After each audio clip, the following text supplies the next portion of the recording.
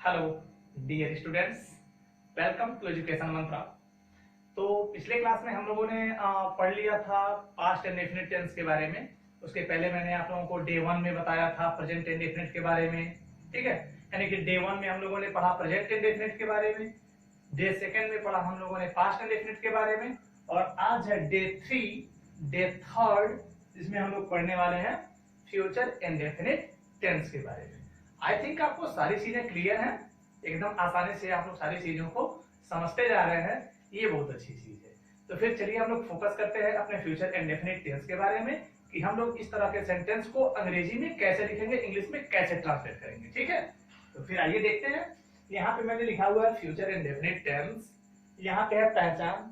पहचानना बहुत जरूरी है, क्योंकि अगर आप सेंटेंस को पहचानेंगे नहीं तो फिर आप उसके हेल्पिंग वर्ब और मेन वर्ब को सही नहीं लिख पाएंगे, ठीक है। तो सबसे पहले आपको पहचानना जरूरी है। यहाँ पे पहचान में लिखा हुआ है मुख्य क्रिया में गा गी गे में से एक आता है, ठीक है। मुख्य क्रिया में गा गी गे में से एक आता है। कैसे आता है देखिए, सबसे पहले तो ये मुख्य क्रिया, ये वही मुख्य क्रिया है जिसे मैंने प्रेजेंट और पास्ट के इंडेफिनिट में एक्सप्लेन किया हुआ है। फिर एक बार बता देता हूं, ये जो मुख्य क्रिया है यानी कि ये जो है हमारा मुख्य क्रिया, जिसे हम क्या कहते हैं, मेन वर्ब कहते हैं ना। इसे हम समझेंगे कैसे, इसे समझने का आसान तरीका है, इसे हम एक कार्य समझ लेते हैं, ठीक है। कार्य समझ लेते हैं, जैसे मान लीजिए एक कार्य हो जाएगा कूदना, ठीक है। कूदना एक कार्य है ना।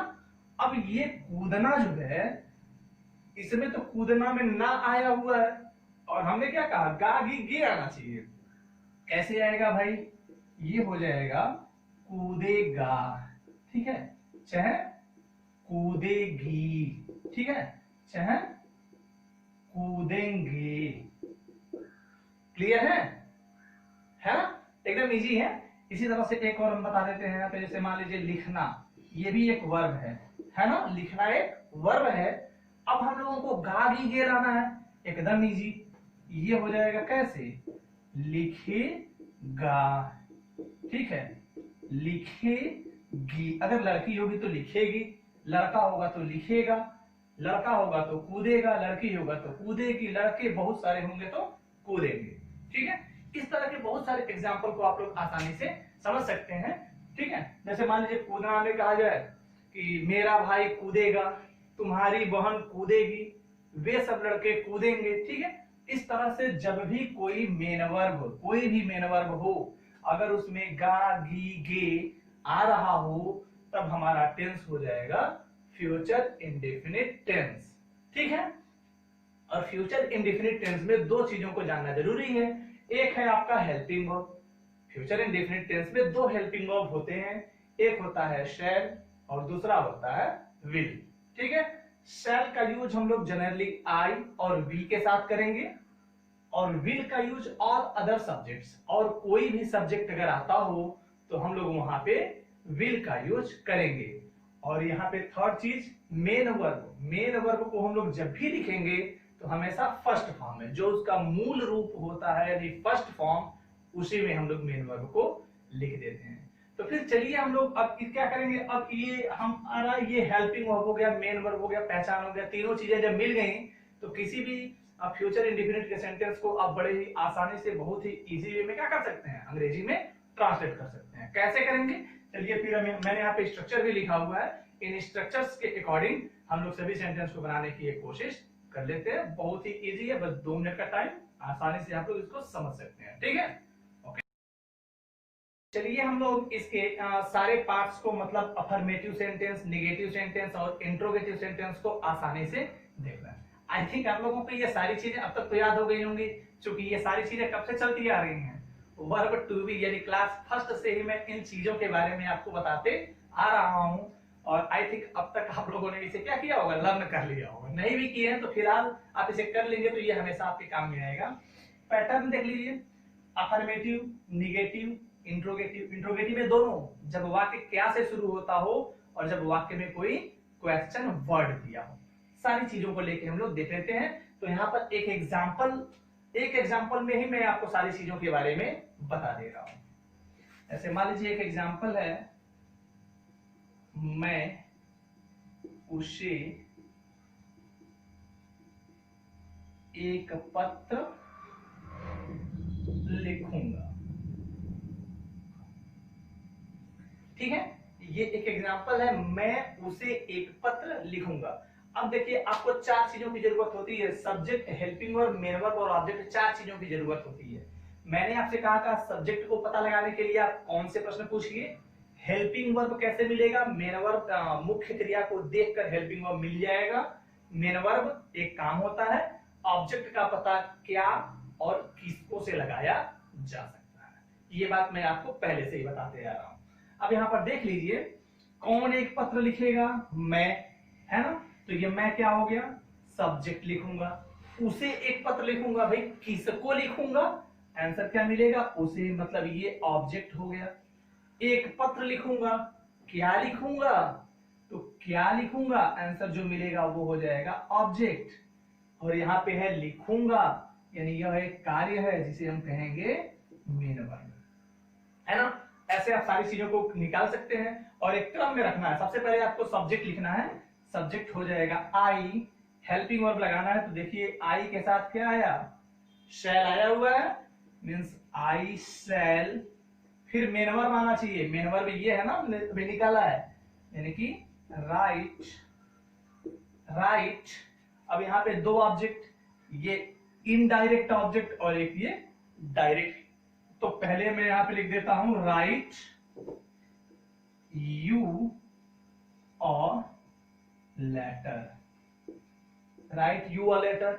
अगर यहीं पे मुझे बदलना हो तो मैं इसे कह सकता हूं I shall write, I shall write और लेटर टू यू।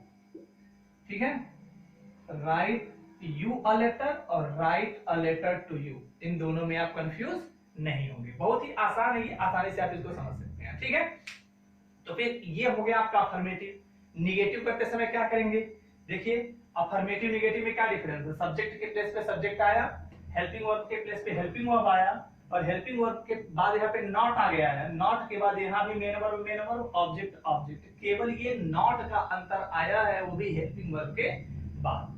तो हम लोग भी इसको अगर निगेटिव करते हैं तो क्या करेंगे, हेल्पिंग वर्ब के बाद नॉट बढ़ा लेंगे। जैसे हम लिखेंगे आई शैल नॉट राइट यू और लेटर। ठीक, आप यहां से चाहे तो कंपेयर कर सकते हैं, सब्जेक्ट के प्लेस पे आई, हेल्पिंग वर्ब के प्लेस पे शैल, हेल्पिंग वर्ब के बाद नॉट आया है तो नॉट लिखा हुआ है, फिर मेन वर्ब है राइट, फिर ऑब्जेक्ट दो दिया है तो दोनों ऑब्जेक्ट यहाँ पे लिख दिए गए हैं। एकदम आसानी से आपने इसे समझ लिया। अफर्मेटिव को निगेटिव बनाना हो तो हेल्पिंग वर्ब के जस्ट बाद क्या करेंगे, नॉट यूज कर देंगे। ठीक है, तो चलिए फिर हम लोग अब इसके इंटरोगेटिव सेंटेंस को देखते हैं।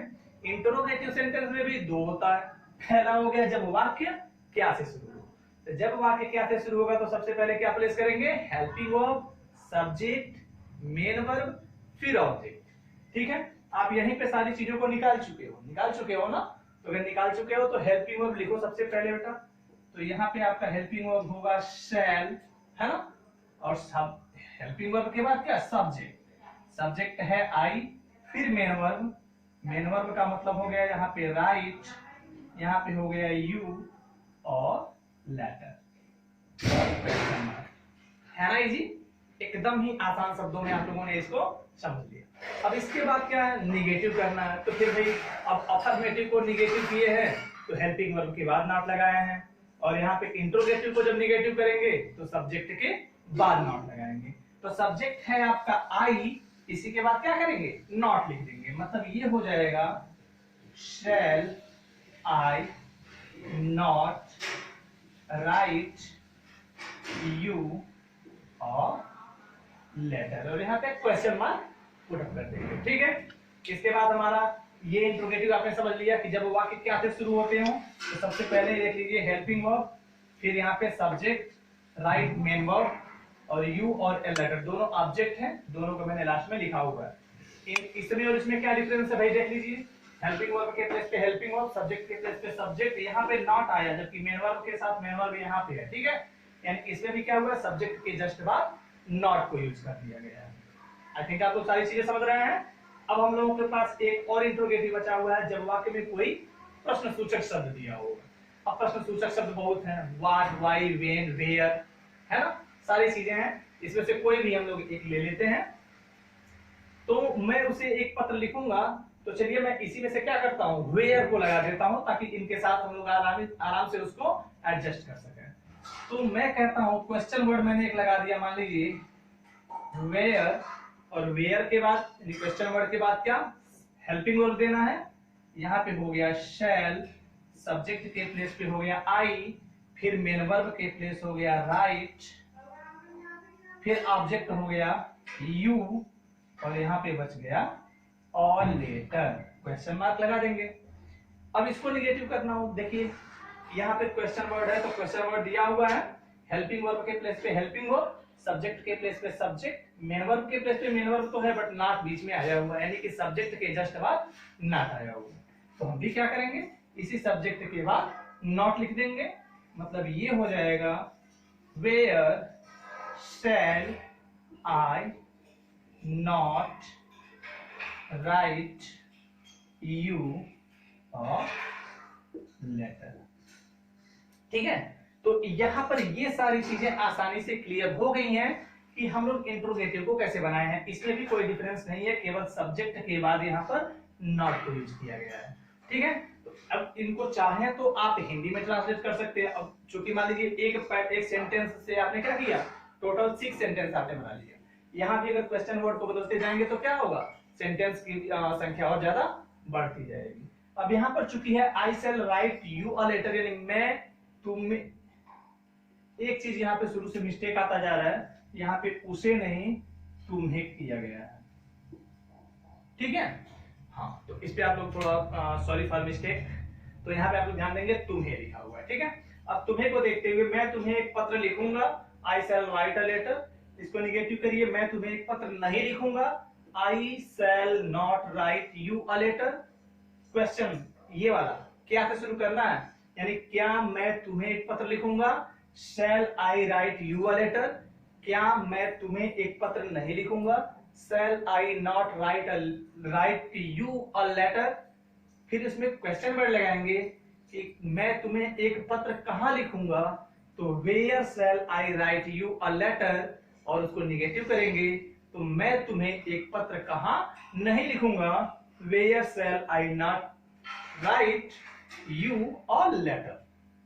इस तरह से आप लोग इसके अफर्मेटिव, नेगेटिव और इंट्रोगेटिव पार्ट को समझ चुके हैं। इसी तरह की एक और एग्जांपल को हम लेकर समझ लेते हैं, ताकि जो भी चीजें बची हुई हैं वो सारी चीजें एक साथ में क्लियर हो जाएं। उसके बाद फिर देखते हैं आप लोगों को आगे क्या बताना है। ठीक है, हाँ, तो यहाँ पर एक और एग्जांपल है, हम लोग इसी तरह से सारी चीजों को समझ लेते हैं। अध्यापक आज अंग्रेजी पढ़ाएंगे। ठीक है, सबसे पहला आपका काम होता है सेंटेंस की पहचान करना, सेंटेंस की पहचान करना। यहाँ पर आप देखिए, पहचानेंगे मुख्य क्रिया। सबसे पहले मुख्य क्रिया का मतलब काम होता है, काम है पढ़ाना, और पढ़ाने में गागी गे आ गया, कंफर्म हो गया आपकी, ये फ्यूचर इंडेफिनिट टेंस है, यानी कि हेल्पिंग वर्ब में शैल या विल ऑफ यूज करेंगे, मेन वर्ब को फर्स्ट फॉर्म में लिखेंगे। इतना तो क्लियर हो गया आप लोग। अब क्या करेंगे, आपका पैटर्न वही है। सबसे पहले तो आप अपने चारों चीजों को सर्च कर लीजिए। इसमें अध्यापक सब्जेक्ट हो गया, है ना, क्या पढ़ाएंगे, अंग्रेजी पढ़ाएंगे, ऑब्जेक्ट हो गया, पढ़ाएंगे मेन वर्ब हो गया, मिल गई सारी चीजें। अब फिर हम क्या करेंगे, इनको एक क्रम में लिखते चले जाएंगे। तो सबसे पहले हम लोग सब्जेक्ट, अगर अफर्मेटिव सेंटेंस को लिखें, subject, helping verb, main verb, object के क्रम में, तो सबसे पहले सब्जेक्ट को लिखते हैं। सब्जेक्ट हो जाएगा क्या, द टीचर, द टीचर। अब देखिए आई और बी के साथ शैल का यूज करेंगे ना, यहाँ पे दूसरा सब्जेक्ट आ गया है द टीचर, अब इसके साथ हम विल यूज करेंगे। द टीचर सब्जेक्ट हो गया, हेल्पिंग वर्ब हो गया, मेन वर्ब क्या होगा आपका, पढ़ाना, मतलब teach. The teacher will teach, क्या पढ़ाएंगे भाई, इंग्लिश पढ़ाएंगे। ठीक है, और लास्ट में केवल अब आपका बचा हुआ आज, जिसे हम लोग कॉम्प्लीमेंट एडवर्ब के रूप में ऐड कर लेते हैं, ये हो जाएगा टुडे। आसानी से हो गया। इसी को अगर निगेटिव करना हो, निगेटिव करते समय क्या होता है, हेल्पिंग वर्ब के जस्ट बाद नॉट को यूज कर लीजिए। हेल्पिंग वर्ब यही है, यानी हमको लिखना होगा the teacher will not teach English today. ठीक है। हाँ, एक चीज यहाँ पे बता दें आपको, बहुत सारे बच्चे जब इंग्लिश लिखते हैं तो यहाँ इंग्लिश के ई को इस्तेमाल कर देते हैं। ऐसा बिल्कुल नहीं है। इंग्लिश एक प्रॉपर नाउन है और प्रॉपर नाउन हमेशा कैपिटल लेटर से लिखा जाता है, क्योंकि इंग्लिश क्या है, सब्जेक्ट है, प्रॉपर नाउन है और प्रॉपर नाउन हमेशा कैपिटल लेटर से ही लिखा जाता है। ठीक है। तो ये हो गया अफर्मेटिव, ये हो गया निगेटिव। इंट्रोगेटिव को देख लीजिए। इंट्रोगेटिव को कैसे करेंगे, इंट्रोगेटिव में हम लिखेंगे क्या आज अध्यापक अंग्रेजी पढ़ाएंगे। क्या आज अध्यापक अंग्रेजी पढ़ाएंगे। तो यहाँ पर इसी सेंटेंस को मैंने क्या किया, इसी सेंटेंस को मैंने यहाँ पे लिख दिया क्या आज अध्यापक पढ़ाएंगे। अब ऐसे में क्या हुआ, क्या शुरू में आया, तो फिर आपको हेल्पिंग वर्ब शुरू में लगाना होगा। यानी आपको लिखना पड़ेगा यहाँ पे विल, फिर सब्जेक्ट आ जाएगा द टीचर, हेल्पिंग वर्ब के बाद सब्जेक्ट, फिर मेन वर्ब आपका आ जाएगा। क्या काम क्या है भाई, पढ़ाने का काम है। हम लोग यहाँ पे टीच लिखेंगे, विल द टीचर टीच। फिर आएगा ऑब्जेक्ट, ऑब्जेक्ट है आपका इंग्लिश, और लास्ट में बच गया टुडे, जो कि एक कॉम्प्लीमेंट है, क्वेश्चन मार्क लगा दिया। और इसको निगेटिव करने के लिए क्या किया गया, सब्जेक्ट के बाद नॉट लगा दिया गया। मतलब हेल्पिंग वर्ब किसके बाद, सब्जेक्ट के बाद, यानी सब्जेक्ट है हमारा द टीचर, तो हम यहाँ पे लिख देंगे will the teacher not teach English यहाँ पे टुडे। ठीक है, आप लोग इसको भी आसानी से समझ लिए। अब क्या बचा, अब ये बचा इंट्रोगेटिव, कोई एक क्वेश्चन वर्ड लगा दिया जाएगा। ठीक है, कोई क्वेश्चन वर्ड, चलिए हम इसी में कोई क्वेश्चन वर्ड लगा देते हैं। अध्यापक, यहाँ पे हो गया अंग्रेजी कब पढ़ाएंगे, हो गया ना, कब, कब लग गया, मतलब इंट्रोगेटिव हो गया ना। और अब इस इंट्रोगेटिव को बनाना होगा तो आसान हो जाएगा। सबसे पहले क्वेश्चन वर्ड सर्च कर लेंगे। क्वेश्चन वर्ड हो गया कब, तो कब की इंग्लिश हो गई व्हेन। ठीक, व्हेन के बाद क्या, हेल्पिंग वर्ब देना है। हेल्पिंग वर्ब आप पहले डिसाइड कर चुके हैं कि विल है। फिर आपको एक सब्जेक्ट देना है, सब्जेक्ट हो जाएगा अध्यापक, मींस दी टीचर। ठीक है, और टीचर के बाद क्या, फिर मेन वर्ब लिखेंगे। मेन वर्ब है पढ़ाना, पढ़ाना मतलब हो गया टीच, और उसके बाद क्या बच गया, अंग्रेजी, अंग्रेजी का मतलब इंग्लिश हो गया, और यहाँ पे क्वेश्चन मार्क। ठीक है, अब दूसरा पार्ट क्या है, इसको निगेटिव कर रहा हूं, तो निगेटिव करते समय क्या करते हैं, सब्जेक्ट के बाद नॉट लिखते हैं। तो यहाँ पे ये जो सब्जेक्ट लिखा हुआ है इसी के बाद नॉट लिख दिया जाएगा, मतलब हो जाएगा when will the teacher, when will the teacher not teach English, और क्वेश्चन मार्क। ठीक है, इस तरह से एक ही सेंटेंस को आपने सभी पार्ट में कन्वर्ट करके देख लिया कि हम लोग किसी भी एक सेंटेंस को उसके अफर्मेटिव में, निगेटिव में, इंट्रोगेटिव में और इंट्रोगेटिव पोर्शन में कैसे ट्रांसलेट करेंगे। तो ये तो हो गई बात केवल अभी ये नॉर्मल सेंटेंसेस की। इसमें कुछ वर्ड और बचे हुए हैं, जैसा कि मैं आपको प्रेजेंट इंडेफिनिट और पास्ट के इंडेफिनिट में बता दिया हूं कि जब हमारे सेंटेंस में विच, हुज, हाउ मेनी और हाउ मच आते हैं, उनके साथ में अगर कोई सब्जेक्ट, कोई सजीव नाउन आता है, तो हम क्या करते हैं, उनको सब्जेक्ट बना देते हैं। और वही which, whose, how many, how much के साथ अगर कोई निर्जीव नाउन आ रहा हो तो क्या करते हैं, उसको क्वेश्चन वर्ड बना देते हैं। अगर सब्जेक्ट बनाएंगे तो फार्मूला ये बनेगा, अगर क्वेश्चन वर्ड बनाएंगे तो फार्मूला ये बनेगा। आई होप कि सारी चीजें आपको समझ में आ चुकी हैं। तो फिर इस क्लास को यहीं पे ओवर करता हूं, और आप लोगों के लिए मैं कुछ एक्सरसाइज प्रोवाइड कर दे रहा हूं जिसे आप अच्छे से करने की कोशिश करेंगे। अगर कहीं कोई समस्या आती है तो फिर देखा जाएगा, और अगर इसके बाद में जो वही बता रहा हूं आपको which, whose, how many, how much, ठीक है, इसके बारे में अगर कहीं कोई कंफ्यूजन होता है तो आप लोग पिछले क्लास को अटेंड कर सकते हैं, यानी कि पास्ट इंडेफिनिट या फिर प्रेजेंट इंडेफिनिट के सेंटेंस को देखेंगे, वहां से आपको चीजें क्लियर हो जाएंगी। क्योंकि इस एक्सरसाइज में भी मैं ये काम करने वाला हूं कि आपको उस तरह के सेंटेंसेस प्रोवाइड करूंगा जिन्हें आप लोगों को ट्रांसलेट करना होगा। आप लोग जितना ज्यादा ट्रांसलेट करेंगे आपकी नॉलेज उतनी ज्यादा इंप्रूव होती जाएगी, तो फिर आपको परेशान होने की जरूरत नहीं है, ठीक है, आपको बिल्कुल भी परेशान होने की जरूरत नहीं है। तो फिर मिलते हैं हम लोग अपने नेक्स्ट क्लास में। तब तक आप लोग इन चीजों को प्रैक्टिस करिए, देखते रहिए, और जो चीजें आप लोग देख चुके हो, जो जिन चीजों को आप रीड कर चुके हो, एक बार उनको अच्छे से लर्न भी, क्योंकि सारी चीजें माइंड में रहना बहुत जरूरी है। नहीं तो एक साथ में जब बहुत तरह के सेंटेंसेस सामने आते हैं तो कंफ्यूजन हो जाता है कि हम किस सेंटेंस को किस टाइप से बनाएं, ठीक है। तो आप लोग कंफ्यूज नहीं होंगे। कैसे पहचानेंगे? आप क्या करिए, सभी टेंस की जो पहचान है उनको तैयार कर लीजिए, हेल्पिंग वर्ब और मेन वर्ब, तीन चीजों को तैयार कर लीजिए, आप कंफ्यूज नहीं होंगे। आई होप कि आपको सारी चीजें समझ में आ चुकी हैं। तो फिर मिलते हैं हम लोग अब अपने नेक्स्ट वीडियो में, यानी कि डे 4 के लिए। तब तक के लिए take care, bye bye, have nice day, thank you for watching this video.